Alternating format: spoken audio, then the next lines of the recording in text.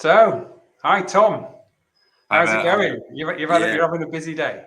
yeah, all good mate. Just flat out at the minute. Business is good but busy. Done a lot of talks recently as well. The public speaking. I did a full day yesterday, a full day on Monday, and a few on Friday. So yeah, very busy at the minute, but all good. All going in the right direction. So I can't complain. Yeah, that's amazing. But it's like I know what it's like. It's tough. Like for what I do, last week I had a lot of one to one and a lot of team stuff as well. It drains your energy, doesn't it? It's not easy to keep going. Yeah, it certainly does. It surprisingly drains your energy as well. Sometimes when you would imagine that just talking to people would drain your energy, but on Monday I did 3 talks, uh, and then 3 workshops in the afternoon, and then you definitely feel a bit drained by the end of it.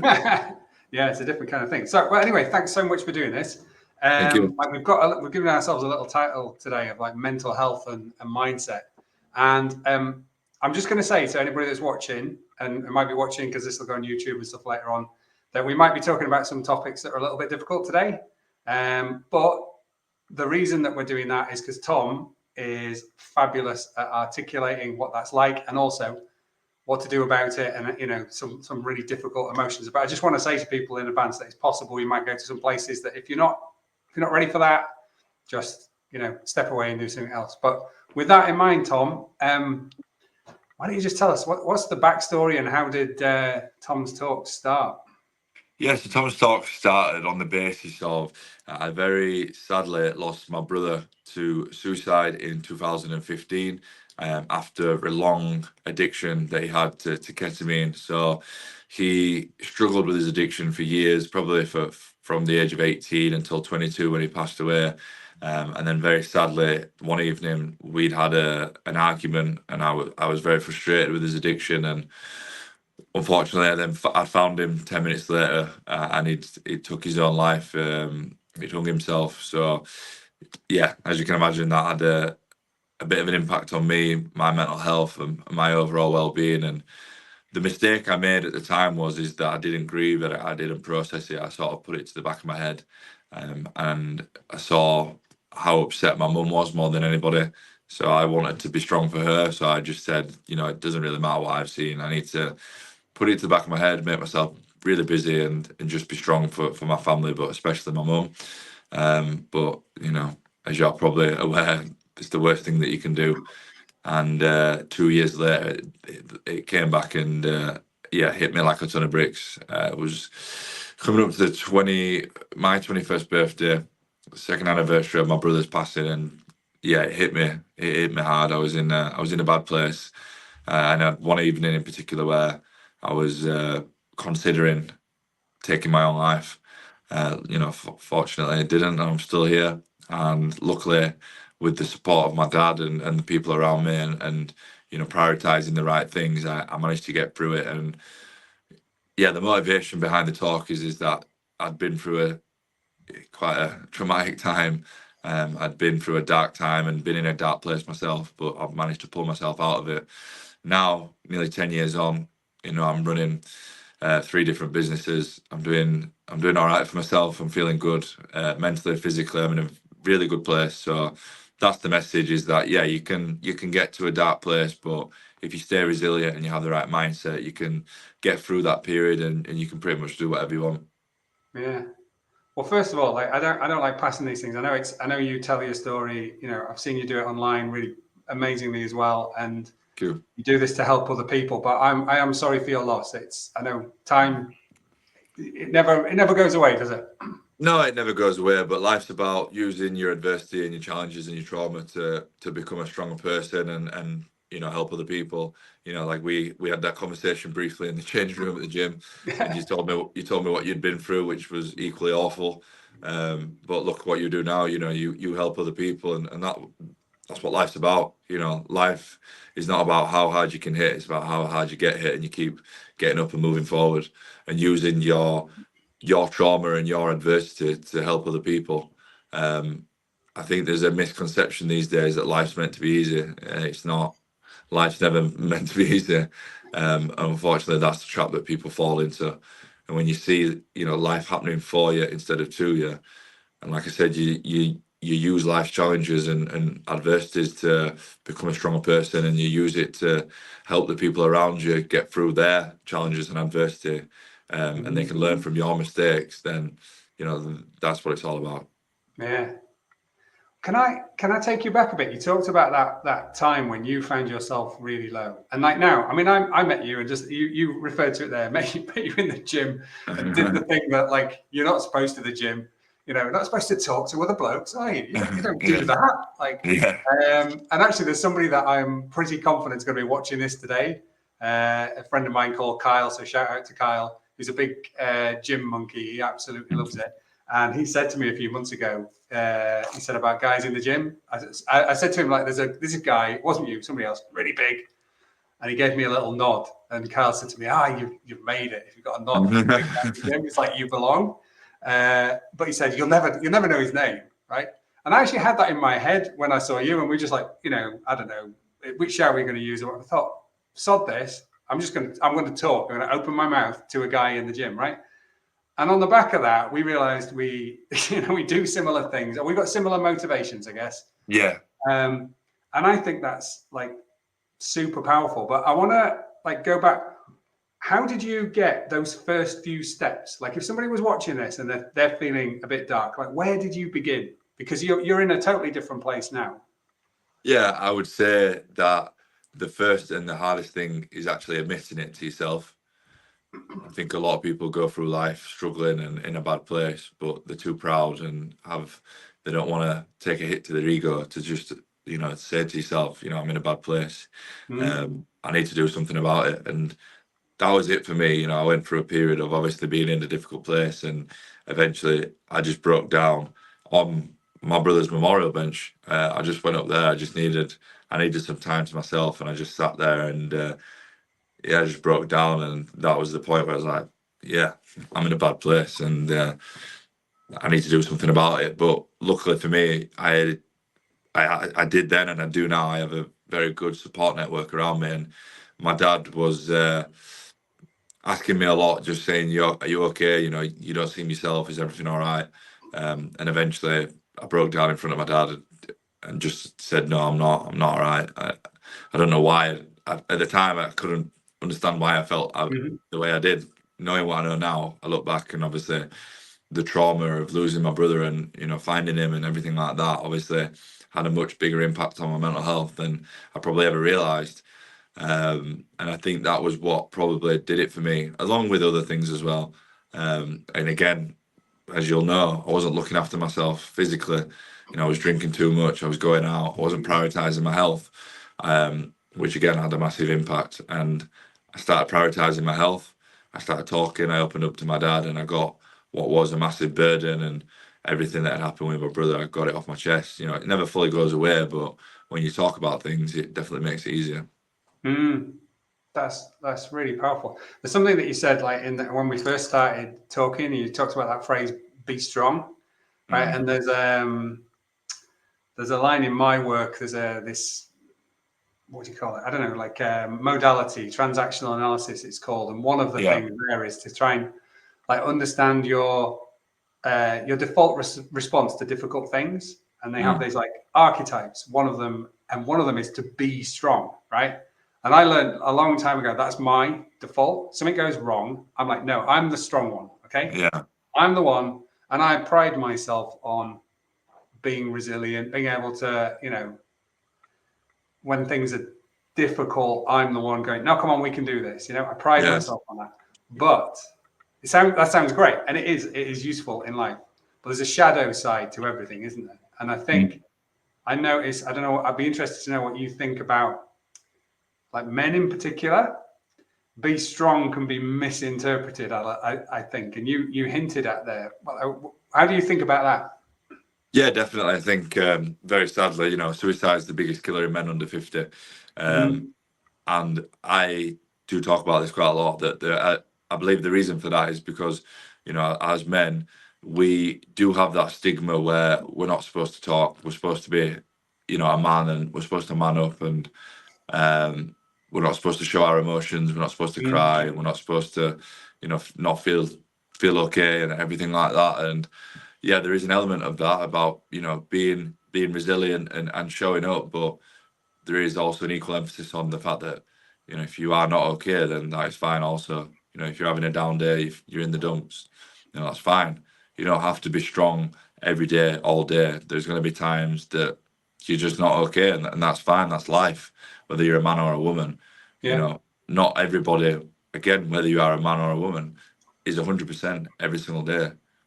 Life Yeah. is like I said, ups and downs, and happiness comes and goes as well as every other emotion. And when you're feeling different emotions, that's fine. You don't have to be strong 100% of the time. But I do think on the other side of that, as a man, it is your responsibility to show up and be there for people, and be there for your family, and be the best version that you can be. But equally, you can be vulnerable and you cannot be okay at the same time when you are not okay. Yeah. I think it's like being able to get in touch with like what you're actually feeling and then say it. I do this for a living, right? It's not this, but I coach people. A lot of it's in the head. It's quite intellectual. It's like let's solve a problem or do a strategy or something like that. But even now, even though I do this for and I've done a lot of coaching myself, therapy and other things, I find it hard to describe what I'm feeling. Do you know what I mean? So I Right. might be like, something's not right, but I can't put it into words. Yeah. And I don't know. Do you have that, or do you feel Yeah, like you're definitely. working on it as well? I think yesterday I had it yesterday evening. I got home. I'd had a busy day. I'd done some of the talks that I deliver to a school, and I did year 3, 4, 5, and 6, and then I Wow. went back, to the office, continued to work, and then my best friend is fighting for a British title, and he had a mini press conference going on in Barnsley. So then I went there, knowing the amount of work I had to do, and then I got home, got my laptop back out, and I was just like, and my missus just said, are you all right? And I was like, I've just got a lot going on. I've just got a lot going on in my head. I've just got a lot that I need to do. And yeah, probably I think the best way of feeling it is that, as you will know, running a business and from running multiple businesses, you do feel overwhelmed at times. And especially with OSI, we have 18 staff, and you feel the responsibility knowing that as the main salesperson, your responsibility is to bring in the business for everybody else to be able to pay the wages. On the flip side, though, I love it. Like the pressure is something I thrive off. Like no pressure, no diamonds. That's what makes me get up in the morning. If I had a Yeah. job, and no disrespect to people that don't do sales, but if I had a job that I just did the same thing every single day and I had no pressure to see results, then I wouldn't have that drive and that determination. Knowing, and again, as much as sometimes it affects me mentally, knowing that I've got to graft my bollocks off every day to provide not only for me but for everybody else in the business. That's what gives me that, that feeling of motivation to do what I do. Yeah. But yeah, like I said, from time to time, it does get on top of me, and it does feel a bit overwhelming. But again, that's life, isn't it? Yeah. I have this, this thing that is like an analogy that I use way too much. Is that like we mistake strength. We look at it in the wrong way. And if you imagine if you took a really big steel girder and you stuck it in the ground, you'd look at it and you'd go, "That's really strong," compared to an oak tree that's next to it. Yeah. But leave it a few seasons, and that Yeah, oak no, tree will sway in the wind, and branches will fall off, and it'll grow, and blah blah blah. That'll still be there, but that steel girder will have long since fallen over and started to go rusty. yeah, And I think that's how I used to think being strong was being inflexible and being, like fixed mind and like, or all of that kind of stuff. When actually it is about the bending and the swaying and the going through storms, going through sunshine, going through seasons, and all that kind of stuff. 100%.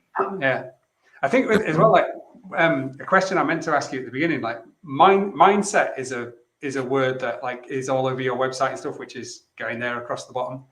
Yeah. What does that mean to you? Mindset.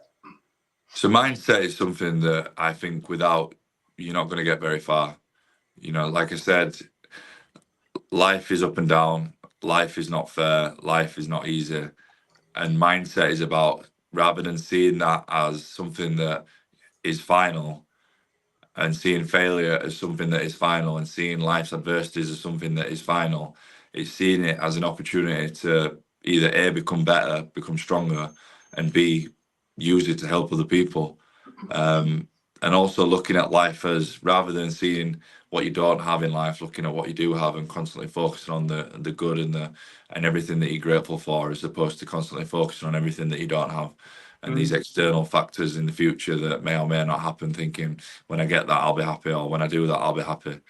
It's about what you've got now. It's about the roof over your head, you know, the people around you that mean the most. That's, in a nutshell, what I mean by mindset. yeah, I absolutely love all of that because as well, like I mean, you've got like quite a big presence on social media and stuff like that, and you're running a few businesses and they're pretty successful. So there must be, there's a lot going on. But when I asked you that question there, you described gratitude and service really as the Yeah. primary things that bring you fulfillment, I suppose, or happiness or something like that. Yeah, Um, definitely, yeah. yeah, Yeah. I think something I've spoke about recently is obviously people would look and think, why are you doing everything, why are you doing all what you're doing? Like, yeah. why? Like, you know, one business is doing well, like why do you need to start another business? Um and it's only recently that I've really sort of found the answer to that. And again, everything always stems back to what happened to my brother, because I said some really horrible things to my brother before he died. I obviously blamed myself for a very long time, um, and I felt like it was my fault. And then I always had this feeling of not being good enough, and you know, I was the reason why he died. And Mhm. obviously, I've come to a point where I understand that it wasn't my fault why he died, and you know, he probably would have done it another way in a Yeah. different day. But there's obviously still that feeling there, and I have that feeling inside of me that if I can stop somebody else from doing it, then that'll take me back. And you know, yeah, I couldn't save Liam, but hopefully I can save somebody else. Mm. And it's that insecurity maybe of that feeling I don't feel good enough because I lost Liam. So if I can have somebody, which has happened, say to me, "You stop me from killing myself," then that insecurity might be a little bit better, maybe. Yeah, yeah. I think like I know what you're saying there. There's a part of me that's itching just to remind you that it's not you didn't do that, and No. you were really young as well, and Yeah, yeah. what you know about life now, you know maybe you would have made different choices, but that's oh, we lost Tom. Sorry, somebody had just tried to call. Apologies. That's okay. It just went black on the screen. That's all right. The other thing I was wondering about, like, what does exercise mean to you? Because clearly, well, I met you in the gym, but clearly, like, that's a big part of like stuff, the message that you put out there as well. Yeah, definitely. Something that I struggle with in the morning is I wake up relatively early, and I find myself thinking about a lot of things, work, you know, relationships, everything. And exercise for me is a way of just clearing my mind Hmm. and helping me find that clarity in what I want out of life and what I need to do. So, you know, Mm. very often than not, I will train first thing in the morning because I don't want to give myself time. Not that I'm trying to escape my own thoughts, because I do process my thoughts um, with meditation and gratitude and everything like that. But I just find for me that exercise is the best thing for my mental health in the morning, because Mm. from waking up to getting to the gym to leaving the gym, I not feel superhuman, because that's an unrealistic expectation, but I almost feel like a completely different person, and I'm ready to attack the day. Like I said, I have much clearer head. I have clarity in what it is that Mm. I'm here to do, and I'm trying to achieve.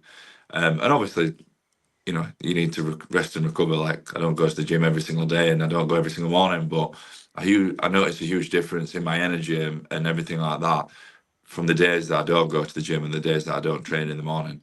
Yeah. So that's and obviously, yeah, there's the vanity part to it as well. Don't get wrong. Like, I like to I like to look my best. I like to look good, and that just comes from, I feel like if you look in the mirror and you feel like, yeah, I look good, then that comes and with confidence, and there's a lot that comes from having internal confidence and that self-belief, and you have that presence as well. And I think that's important to me. I know it's not for a lot of people, but to have that authority professionally and personally, because I have the stature of my health and my figure, it gets you a lot of places, and it gets you where it wouldn't if you didn't have that. Because for me, if you look after yourself physically, it gives you traits of discipline, consistency. It gives you a lot of traits that people buy into. If you don't look after yourself physically, you don't look after your health, then you have traits of that you're not disciplined, you're inconsistent, you don't work hard. And Hmm. those are traits that people don't want to be associated with. So on the other side of it, that is also why I like to train hard, and I like to look after myself, because people buy into you more as a person because you have those traits of what it takes to be in shape and to look after yourself. Yeah. That's really interesting because, like, I mean, you're a good-looking guy, and Thank you. you know, you've got all those like dreamlike Instagram photographs and all that kind of stuff. You know, and I've got an ambition to one day look in the mirror and feel good. Like it's going to You're a happen good one looking day. guy too. Don't put yourself down. But do you know something? I just want to like, I've been doing some research recently, but sort of almost by accident, I've ended up taking an interest in coaching men specifically. And that's not that I Yeah. don't coach women, I do, but I've realized that there's some stuff that, this way of talking to get to your feelings Yeah. is really. I'm sorry, I got slightly distracted there.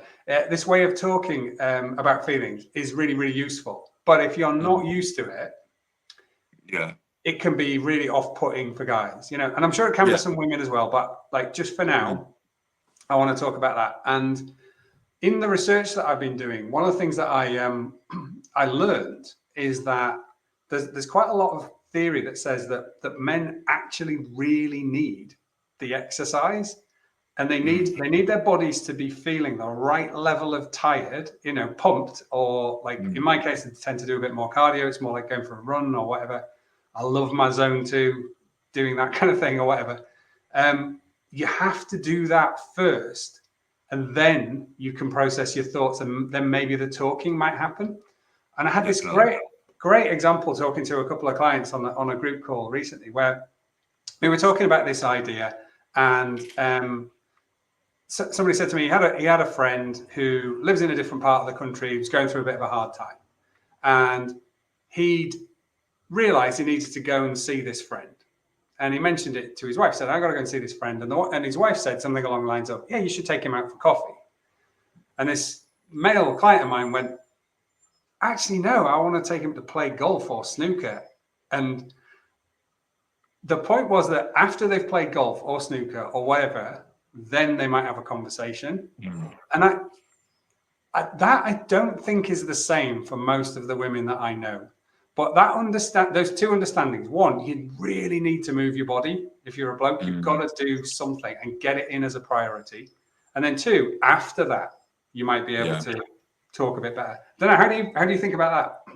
Yeah, I agree with you 100%. And I think that goes back to why the rates of depression and suicide are far higher in men, because, women, I don't know if it's genetics, if it's just, I don't know what it is, but women just have an easy way or an easier way of talking to each other. Their idea of fun is going shopping and chatting waffle all day. Like, I know that's my partner's idea of fun. I know it's my sister's idea of fun, and Yeah. definitely my mum. Like, their idea of fun is just going and chatting to each other, just talking about everything and anything.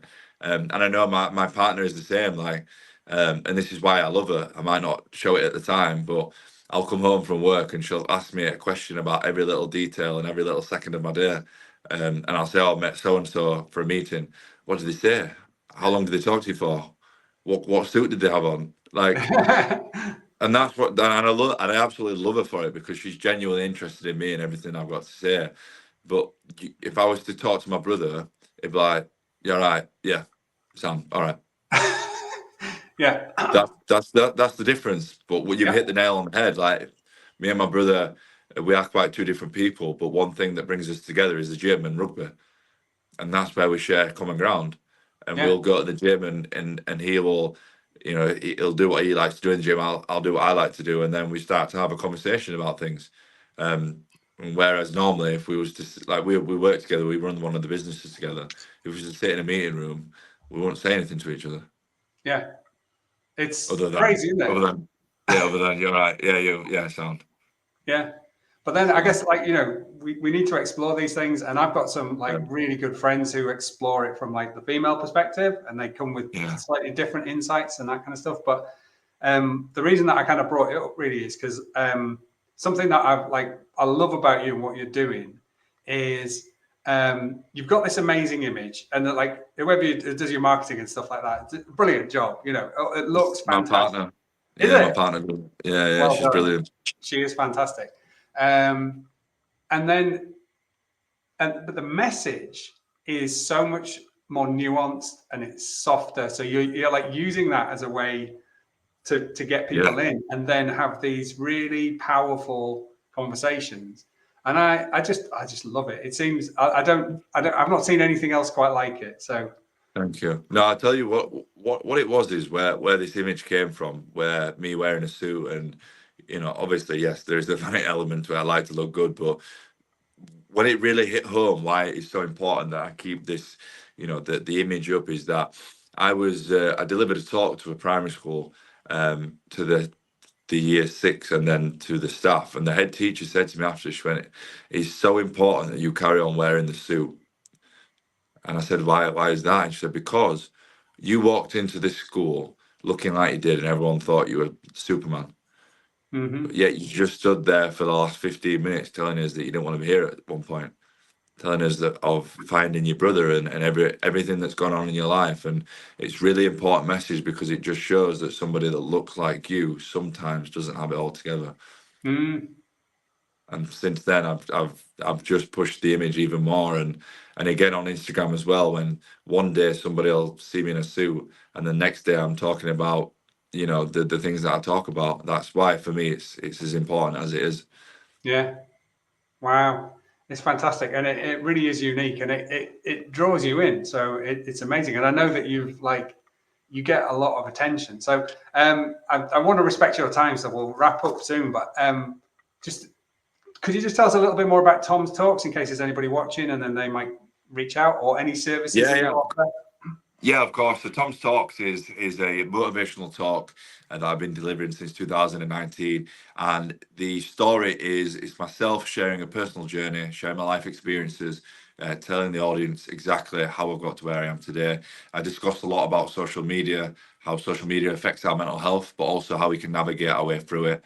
And I talk a lot about different ways that we can improve our mental health. And the important message that I have within the talk is that there is a few different ways I believe that people can sadly struggle with their mental health. The first way, for myself, the trauma of finding my brother, I believe, was the trigger. My brother had a horrific accident when he was younger, and I believe the trigger from that was what caused his depression. But also, people can struggle with their mental health through lifestyle choices. Are you taking a lot of drugs? Are you drinking too much? Are you not exercising? Are you not eating the right foods? And then the third way, which is probably the most unfortunate way, is just genetically people unfortunately have lower levels of serotonin, dopamine, oxytocin, endorphins, all these neurotransmitters and chemicals that make us feel who we are and make us feel good. But the important message is that no matter the hand you have been dealt in life, you always, always, always have a choice, no matter what. And you Mm, always have a choice to make a positive action for a positive outcome, not only for yourself, but for the people around you. And that is an important message.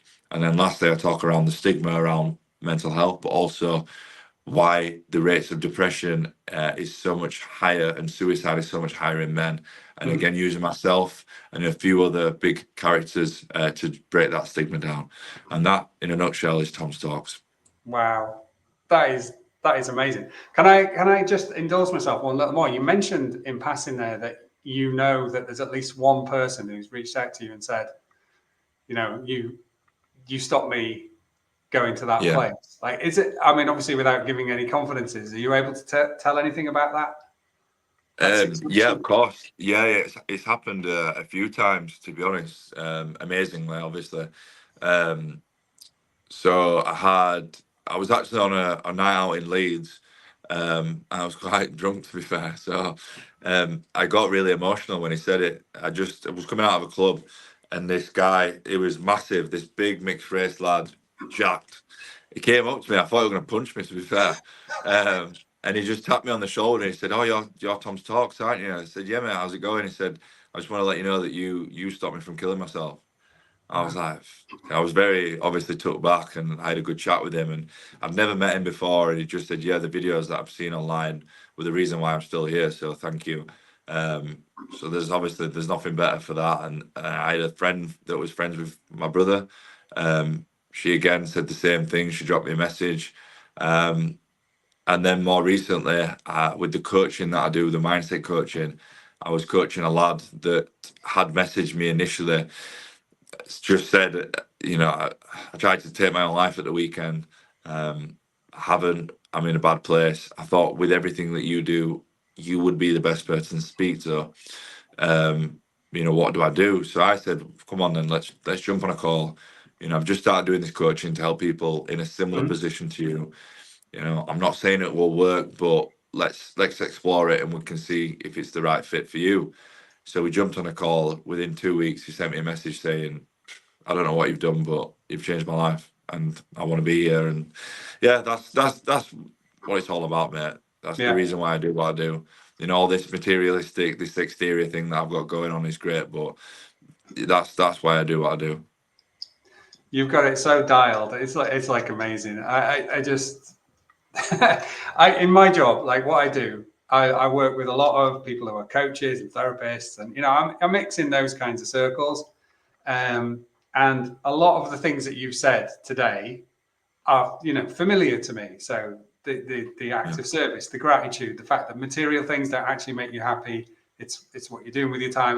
You said all of the same sorts of things that they would say, but the way you deliver it is totally different. And that capacity that you've got for storytelling, you could talk about statistics and numbers and blah blah blah blah blah blah, blah. And everybody's like, oh yeah, that's a big number, but it doesn't engage people. But the way that you articulate your story, and your multiple stories, and the way that you do it is just phenomenal. And I would just like to say, let's wrap this up. But what you're doing is beautiful and it's appreciated.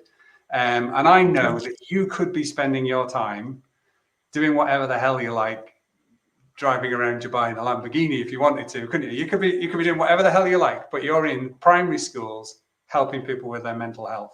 Yeah. So you're a beautiful guy, and thank you very much.